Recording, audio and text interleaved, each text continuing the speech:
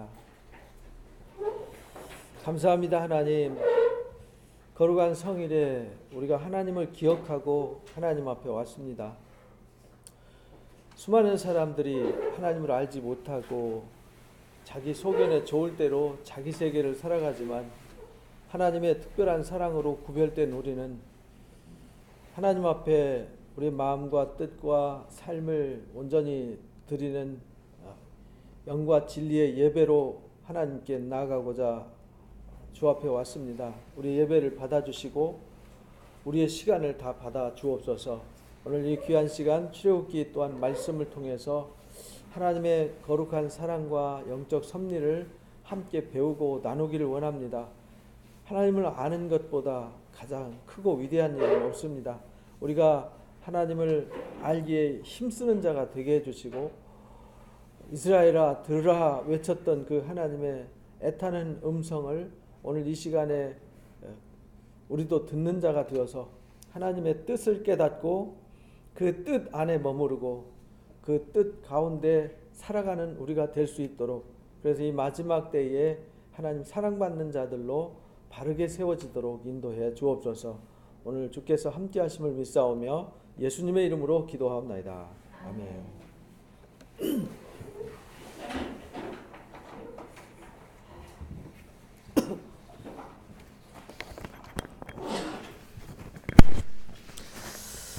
감사합니다. 지난주에 이제 14장까지 공부했는데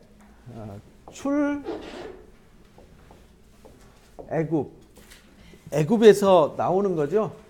애굽에서 탈출하는 겁니다. 그래서 이 성경에 이것이 이제 하나의 구속의 역사, 구속의 역사라는 말은 온 인류를 구원하고자 하는 하나님의 계획을 말하는 겁니다. 이 구속의 역사의 그림자예요. 그림자. 곧 모형이죠. 그러니까 애굽은 하나님이 없는 죄악 세상을 말하는 거예요.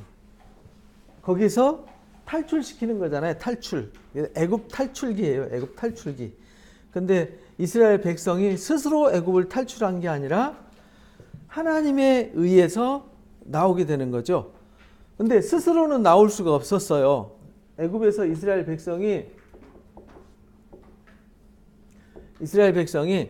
여기서 이제 430년 만에 나오잖아요. 430년 동안 애굽에서 살면서 사실은 애굽에 아주 진하게 물들어 있는 상태잖아요. 애굽의 정신에 물들어서 이제 애굽 사람과 거의 뭐 같다고 보면 되죠. 그래서 그들은 하나님이 누군지를 잘 몰라요.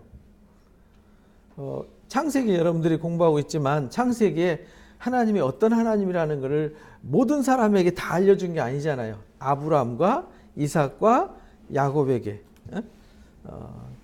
그때는 가족의 하나님, 족장의 하나님이었어요. 그렇죠?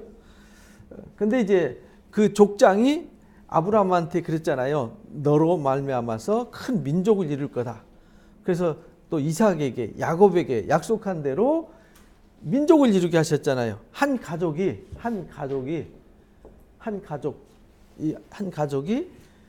12부족이 되잖아요. 야곱 때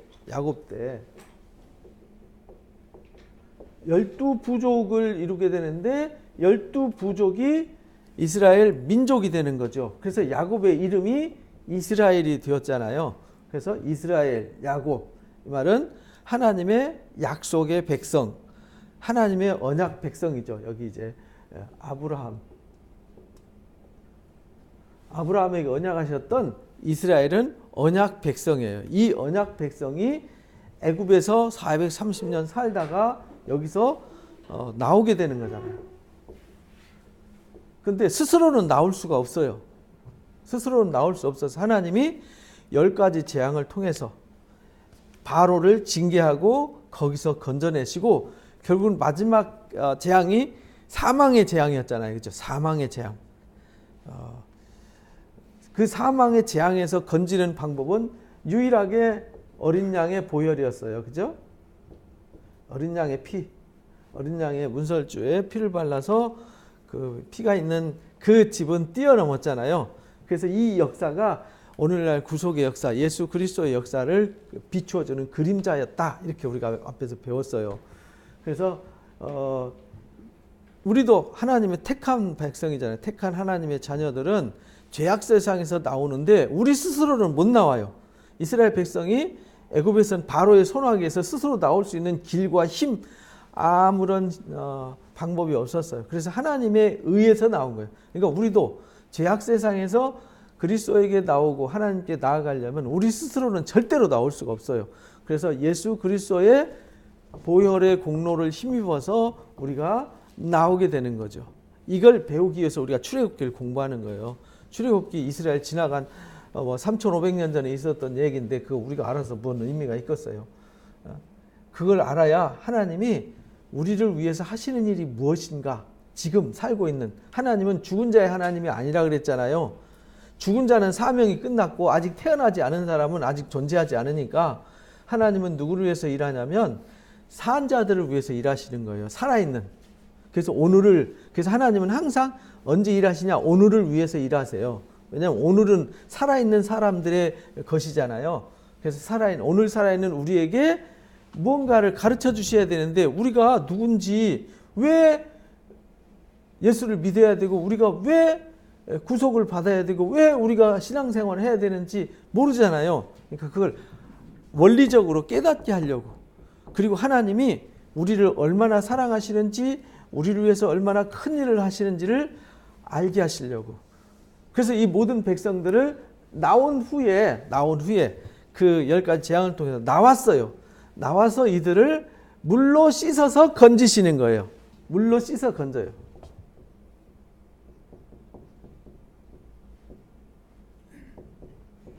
그래서 홍해를 건너는 거예요. 홍해를 건널 때 홍해바다를 안 건넌 사람은 이스라엘이 아니죠.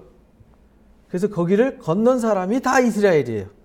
그게 택함 받은 언약 백성이라는 뜻이죠. 그래서 우리도 세상에서 나와서 죄악의 강을 건너는 거죠. 사망의 강을 건너는 거예요. 그거는 뭘로 되느냐? 예수 그리스도의 보혈의 강을 흐르는 거기서. 그래서 이제 사도 바울은 고린도전서 10장에서 이스라엘 백성이 바다에서 세례를 받았다 이렇게 표현했어요. 바다에 세례를 받았다. 그것처럼 우리도 세상에서 하나님께로 오려면 죄악의 강을 건너야 돼요. 그래서 우리가 여러분들 사형 이런 거 공부했잖아요. 여기 하나님, 세상, 여기 죄악 세상. 근데 여기 죄의 강이 흐르죠. 그래서 여기는 아무도 건널 수 없어요. 스스로 사망의 강을 건너서 죄의 강, 사망의 강을 건너서 하나님께 갈 사람은 아무도 없어요. 그래서 여기에 십자가가 놓이게 되는 거죠. 그래서 예수 그리스도를 통해서만 하나님께 갈 수 있어요. 예수님을 통해서만. 유일한 길이죠. 그래서 예수님이 요한복음 14장 6절에서 내가 곧 길이요 진리요 생명이다. 나로 말미암지 않고는 아버지께 올 자가 없다. 이렇게 이제 정의를 내려놓으신 거예요. 그래서 우리가 이 죄악의 강에서 세례를 받아야 돼요. 그래서 예수님을 통해서 간다는 말은 예수님을 통해서 죄 사함을 받아야만 하나님께 갈 수 있어요. 그걸 이제 우리가 출애굽기를 통해서 공부하는 거예요. 이거 공부하는 이유가 거기 있는 거예요. 그 모르면은, 원리를 모르면요, 그 당시 이스라엘 백성들을 구원한다는 의미가 뭔지, 오늘날 우리가 예수를 믿는다는 의미가 뭔지를 알 수가 없어요. 그래서 그것이 그림자였다. 그래서 히브리서에 보면은 구약의 이 율법, 제사, 이 출애굽, 이게 다 뭘 비추는 거냐면 예수님이 오셔서 하실 일을 조명해주는 빛이라는 거예요. 조명해주는 모형이라는 거죠. 그래서 구약을 그림자고 예수님을 실제 모습이다, 실상이다, 이렇게 이제 표현을 하는 겁니다. 의미를 아셨죠? 그래서 이들이 죄악의 강을 건넜어요. 그래서 건너서 왔는데 중요한 거는 그 다음이잖아요. 그 다음에 약속의 땅에 들어가기 위해서 우리가 거쳐야 되는 과정이 있는데 그게 무슨 과정이었죠? 광야. 여기서 물로 씻어 건져가지고 광야라고 하는 지역을 건너가는 거예요. 그래서 우리가 세상에서 건짐 받았지만 우리가 이제 이 땅에서 주님 오실 때까지 우리가 약속의 나라에 이르기까지 우리가 이 땅을 살아가는 과정이 있다는 겁니다. 이 광야의 과정. 근데 이 광야의 과정에서 여러분들이 이제 많이 읽어서 배워서 알 수도 있고 또는 모를 수도 있습니다. 중요한 거는 광야에서 생존한 사람이 있고 광야에서 죽은 사람들이 있어요. 그래서 그것을 우리에게 교훈으로 비춰주신다. 여러분들이 고린도전서 10장을 이제 잘 묵상하셔야 돼요. 여기 모세를 통해서요, 이 구름과 바다로 다 세례를 받았어요. 그러니까 광야에서 신령한 음식을 먹었어요. 신령한 음료. 광야에서. 그러니까 광야는 하나님이 주시는 물과 하나님 주시는 떡을 먹지 않으면 광야에서 생존할 수 없어요. 바다에서 건짐받은 것도 하나님의 은혜고요. 이 신령한 음식과 음료가 곧 뭐냐면 예수 그리스도예요. 그래서 요한복음 6장에 내가 생명의 음료다. 내가 생명의 떡이다. 그래서 교회에서 그걸 잊지 말라고 기념하는 것이 뭐냐면 성찬 예식이에요. 성찬 예식 통해서 떡을 나누면서 이것은 주님의 몸입니다. 우리가 사는 것은 주님의 몸을 먹고 사는 겁니다. 포도주를 마시면서 이건 주님의 피입니다. 주님의 피가 곧 우리의 생명입니다. 우리가 이 주님의 음료를 마시면서 살아갑니다. 이 광야에서처럼. 여기서는요, 떡과 만나를 주시지 않고 반석에서 물을 주지 않으면 살 수가 없어요. 그래서 신령한 음식을 먹고 음료를 마셨는데 그를 따르는 신령한 반석으로부터 마셨음에 그 반석은 곧 뭐라고 그래요? 그리스도다. 이렇게 이제 설명하는 거예요. 그래서 우리는요, 이 땅 사람이 떡으로만 살 것이 아니요. 신명기 8장 3절에 나오는 말씀대로 사람이 떡으로만 사는 게 아니에요. 하나님 입에서 나오는 말씀으로 살 것이라 하였느니라. 그래서 예수님도 이 땅에 오셔서 40일 금식하시고 마귀에게 시험 받을 때 마귀가 돌이 떡덩이가 되게 해봐라 이렇게 이제 유혹을 하잖아요. 그때 주님이 말씀하세요. 사람이 떡으로 사는 게 아니야. 하나님께서 나오는 말씀으로 산다고 그랬어 라고 마귀를 물리치잖아요. 그걸 통해서 우리가 이 땅 살아갈 때 우리가 떡으로 살아야 된다라고 사단이가 유혹한다는 거예요. 예수 안 믿고 하나님 없어도 열심히 돈 벌고 열심히 세상에서 수고해서 사는 거지 무슨 교회 가서 예수 믿고 사는 거야 라고 사람들이 말한다는 거예요. 마치 돌이 떡덩이가 되게 하라라는 것과 똑같다는 거예요.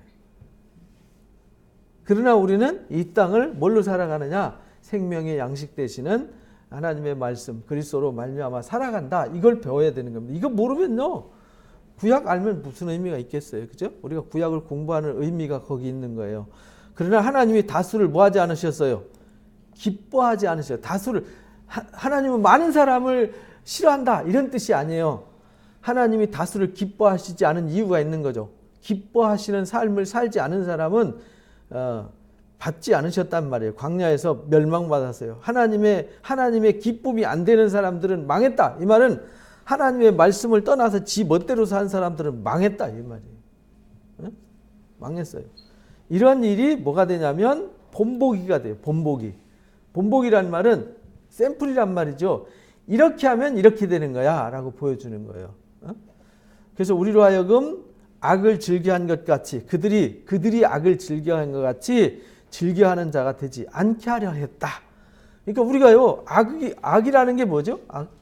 죄라는 게 뭐예요? 예레미야서 2장에 보면은 죄를 이렇게 가르쳐 주셨어요.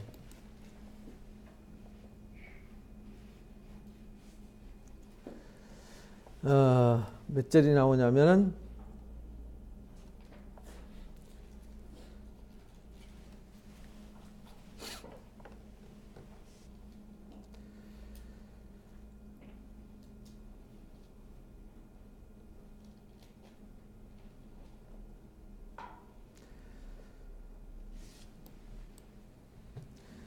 내가 어찌하여 여기 보면은 내가 잿물로 스스로 씻어 내가 비눗물로 씻을지라도 내 죄악이 스스로 씻어지지 않아요. 이건요, 사람의 죄는 내가 막 수행을 하고 돌을 닦고 경건한 삶을 살려고 막 버둥친다고 해서 죄가 없어지지 않는다는 뜻이에요. 그래서 내 악이 너를 징계한다. 결국은 우리가 징계당하는 건 죄 때문에. 하나님의 진노가 뭐 때문에 임하냐면 죄 때문에 임한다. 로마서 1장에 보면 그렇게 가르쳐 주셨잖아요. 내 반역이 너를 책망한다. 그런즉 내 하나님 여호와를 버림과 누굴 버리는 거요? 하나님을 버리는 거와 내 속에 하나님을 경외함이 없는 것이 뭐라고요? 악이요 고통이다 이렇게 말해요. 그러니까요, 하나님을 버린 것, 하나님을 경외하는 마음이 없는 상태를 성경은 뭐라고 정의를 하냐면 악이다, 죄다 이렇게 말해요. 왜냐하면 인간이 악해지는 원인이 하나님이 없기 때문에 그렇게 생기는 거거든요. 그래서 이들이 하나님을 버렸을 때 그렇게 말해요. 기띔섬부터 한번 이 게달까지, 이 말은 우리말로 말하면 한라에서 백두까지 온 세상 한번 들여다봐라. 어느 나라가 신이 아닌 것과 바꾼 일이 있느냐? 신 바꾼 나라가 없잖아요. 주변에 신을 섬기는 나라들은요, 웬만해서는 신을 안 바꿔요. 그런데 이스라엘은 수시로 신을 바꿔요. 왜 그러냐면 하나님은 눈에 보여지지 않잖아요. 만져지지 않아요. 보여지지 않고 만져지지 않으니까 보여지는 신을 자꾸 쫓아가는 거예요. 보여지는 현상. 그래서 기독교는 보여지는 현상을 쫓아가는 게 아니에요. 그래서 요즘 이제 기독교의 그 큰 문제 중에 하나가 뭐냐면 예배를 좀 퍼포먼스로 자꾸 가려고 하는 이런 쪽으로 가니까 보여주시기 화려하게 꾸며서 뭔가를 막 감정적인 뭐를 동기를 유발시켜서 막 하려고 하는 인간적인 방법을 동원하다 보니까 무리수가 생긴 거예요. 중요한 건 하나님의 은혜지 내가 은혜를 주는 게 아니라고요. 사람들한테 뭐 찬양을 멋있게 하고 화려하게 하고 막 최고의 악기를 동원해서 막 최고의 음악으로 했다고 하나님 은혜가 더하냐? 그거는 절대로 아니거든요. 광야에서 세미하게 들리는 음성이 그게 하나님의 은혜란 말이죠. 그래서 광야란 말을 이 히브리 말로 미드바르라 그래요. 미드바르. 그 미드바르란 말은 이 다바르란 말에서 온 말이에요. 다바르란 말은 말씀이라는 뜻이거든요. 말씀을 듣는 데가 어디냐? 광야라는 거예요. 그 말은 우리가 아무것도 의지할 것 없이 하나님만 의지할 수 있고 하나님만을 경외하고 우리의 마음이 하나님께 집중할 수 있는 그곳에서 하나님의 음성이 들린다는 거예요. 그래서 주님이 골방으로 들어가라 이렇게 말씀하신 거거든요. 그래서 이 신이 아닌 것과 바꾼 일이 없는데요. 이스라엘은 신을 자꾸 바꿨어요. 그래서 내 백성이 두 가지 악을 행했어요. 그게 뭐냐면 생수의 근원된 하나님을 버린 것과 스스로 웅덩이를 팠는데 물을 가두지 못할 터진 웅덩이를 만들었다는 거예요. 무슨 말이냐면 우리가 웅덩이를 파는 이유는 뭐예요? 물을 저장하려고 하는 거잖아요. 근데 물을 저장했는데 쭉 다 새버려요. 그러니까 허무한 일을 했다는 거죠. 하나님을 버리고 자꾸 허물을 쫓아갔다는 거예요. 수고한 것이 다 지나가잖아요. 여러분들이 수고한 거 다 지나가요. 어디 맛있는 거 먹었던 거 다 이제 약발 다 떠났죠. 지난주에 맛있는 거 먹었던 거 여러분 다 이제 끝났어요. 화장실 갔다 오고 끝났어요. 근데 그것에 목숨 건다 이 말이죠. 맛있는 거 먹는 것에, 좋은 옷 입는 것에. 제가 옛날에 이 오리털 파카를 샀는데요. 그 르카프에서 34만 원 주고 샀어요. 거의 20년 전에 그 34만 원이면 어마어마하게 비쌌잖아요. 그때는 왜 이렇게 비쌌는지 모르겠어요. 그거 하나 사가지고요, 마치 1억짜리 무슨 민국 옷도 입은 것처럼 자랑스럽게 입고 다녔는데, 요즘은 그거 3, 4만 원 주면 사대요. 3, 4만 원 주면 그 똑같은 거 사더라고요. 근데 그게 오래되니까 그건 무거워가지고요. 털이 안에서 다 썩었는지 무거워가지고 쓰레기통 버렸어요. 비싼 거지만 버렸어요. 그때 아까워가지고 근데 엄청 따뜻하긴 했어요. 근데 버렸어요. 근데요, 귀한 것도 가치 있는 것도 다 제가 쓰는 이 노트북도요, 이게 3, 4년 되면 한 번씩 바꾸거든요. 왜냐하면 이게 사양이 낮으면 일하는데 답답하고 일이 능률이 안 오르고, 그러니까 자꾸 새 것이, 여러분들 스마트폰도 2, 3년 되면 다 바꾸죠. 다 지나간다 이 말이죠. 근데 그 물을 젖죽지 못할 터진 웅덩이에 집착한다는 거예요. 하나님을 버리고. 이게 죄의 근본이라는 거예요. 그래서 죄의 근본이 뭔지를 우리가 알고 이제 신앙을 해야 되거든요. 그래서 여기서 악을 즐겨한 것 같이 즐겨한 것, 곧 하나님을 떠나지 않게 하려고. 하나님을 떠나면 어떻게 되었는지를 보여준다는 거예요. 근데 어떤 사람들이 하나님을 떠났냐면, 보세요. 그들 가운데 어떤 사람들과 같이 우상 숭배하는 자가 되지 말라.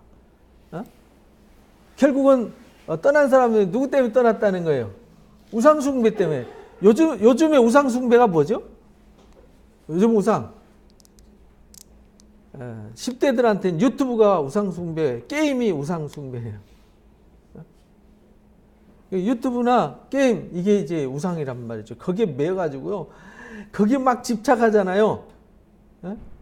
사람이 거기에 막 어떤 것에 집착하면은 그것의 종이 돼버리는 거예요. 그래서 우상 숭배자가 되지 말라는 거예요. 먹고 마시며 거기서 뛰논다. 결국은요, 먹고 마시며 뛰노는 거기에 있으면 안 된다는 거예요. 우리가 어디서 뛰놀아야 돼요? 하나님 앞에서 먹고 뛰놀아야 되는데, 그 중에 어떤 사람들은 뭐 하다가 음행하다가 하루에 23,000명이 죽었어요. 그러니까 우리는 음행하지 말자. 쾌락을 쫓지 말자는 거예요. 성적 쾌락을 추구하지 말자. 그들 가운데 어떤 사람들이 주를 뭐 하다가요?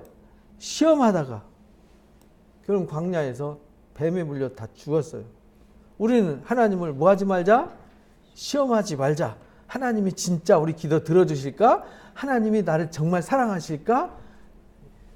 시험하지 말라는 거예요. 아브라함이 이삭을 번제로 드린 것 같이 하나님이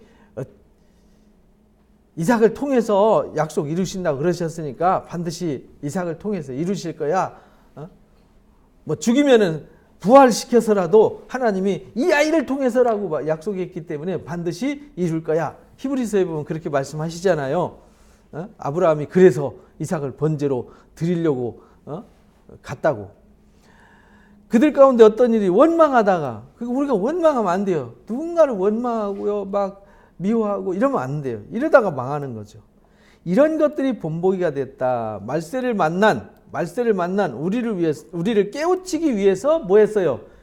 기록해 놓은 거다. 그래서 우리가 출애굽기 배우는 이유가 이거 읽으면서 하나님이 어떻게 일하시는구나. 하나님 우리는 도저히 죄에서 나올 수 없는데요. 우리가 죄 가운데서 나왔고요. 우리가 도저히 하나님의 아들이 될 수가 없잖아요. 우리가 어떻게 하나님의 아들이 돼요? 불가능한 거지. 근데 예수 그리스도를 믿으면 모든 죄를 사해 주시고 하나님의 아들 되는 권세를 주시잖아요. 하나님의 나라의 상속권을 주시잖아요. 이 놀라운 은총을 주셨다는 거예요. 그런즉 선줄로 생각하는 자는 뭐라고요? 넘어질까 조심해라. 그러니까 교만하지 말라는 거예요. 저도 늘 성경을 읽고 배우면서 늘 느끼는 것이요. 겸손하자. 어린아이 같이 정말 그 순수함을 잃어버리지 말자. 제 기도 제목이에요. 항상 1년 내내 제 기도 제목입니다. 매일같이 기도하는 것이 순수함을 잃어버리지 말자. 낮아지자. 비우자. 정말 나를 내려놓고 나는 죽자. 오직 주님만 내 속에서 살게 하자. 제 기도 제목이에요. 저는 매일 기도해요, 그거를. 주님, 저는 죽습니다. 저는 내버리고 절대 교만하지 않냐고 주님만이 저의 주인이 되어 주십시오. 저는 주님의 종입니다. 제 뜻대로 마옵시고 아버지 뜻대로 하옵소서. 이 기도가 제 매일 드리는 기도 중에 하나예요. 왜냐하면 성경에 보니까 잘 나가는 사람들이 제일 빨리 망하더라고요. 하나님 저 잘 나가게 해주지 마시고 주님을 많이 사랑하게 해주세요. 제가 뭘 이루려고 하지 않겠습니다. 저는 뭘 이루는 사람이 아닙니다. 주님이 저를 스피커로 쓰시면 그냥 저는 주님의 나팔수 역할을 열심히 하겠습니다. 나머지는 주님 알아서 하십시오. 제 기도 제목이에요.